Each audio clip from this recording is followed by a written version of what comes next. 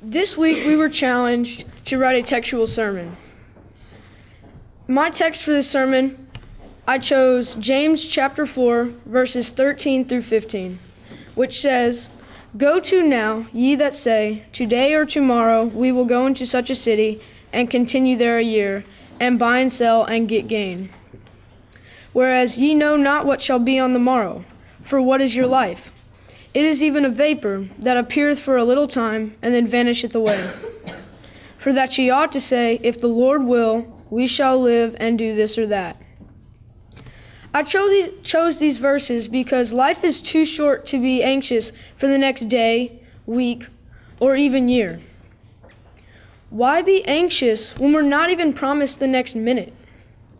That brings me to my first point, assuming tomorrow.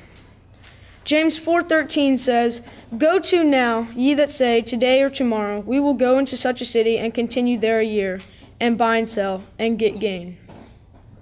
What were these people doing? They were assuming that tomorrow was absolutely going to happen. Notice how they say, we will go, we will buy, we will sell, and we will profit. Are we promised tomorrow? My second point, we have no promise of tomorrow. James 4:14 says, "Whereas ye know not what shall be on the morrow, for what is your life? It is even a vapor that appeareth for a little time, and then vanisheth away." James informs us that we do not know what will happen tomorrow. This does not mean that we cannot make plans, but that we should not live as though tomorrow is promised. It is important to make sure that every day we are living as if it is our last, because God could come back at any moment in time. So what should we do instead of assuming tomorrow is coming? My third and final point, Lord willing, we shall see tomorrow. James 4:15 says, "For that ye ought to say, if the Lord will, we shall live and do this or that." This is where we get the term Lord willing. Should we worry about tomorrow knowing that it could not come to pass? Look at Matthew 6, verse 34. Matthew chapter 6, verse 34. And it reads, "Take therefore no thought for the morrow shall take thought for the things of itself.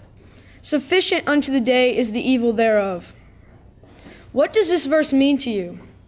When I read it, I think that Jesus is saying, do not worry about tomorrow, because each day has enough trouble on its own. In other words, do not worry about tomorrow's problems when you still have problems today. If you are too busy worrying about tomorrow's problems, you are not going to get today's problems done. As we bring this study to a close, turn in your Bibles to Mark chapter 13, verses 32 through 33. Again, Mark chapter 13, verses 32 through 33. It reads, "But of that day and that hour knoweth no man, no, not the angels which are in heaven, neither the Son, but the Father. Take ye heed, watch and pray, for ye know not when the time is." We do not know the day, hour, or year that Jesus is coming back. Not the angels in heaven, not Jesus Christ, but only God the Father. And it's our job to be ready for that day.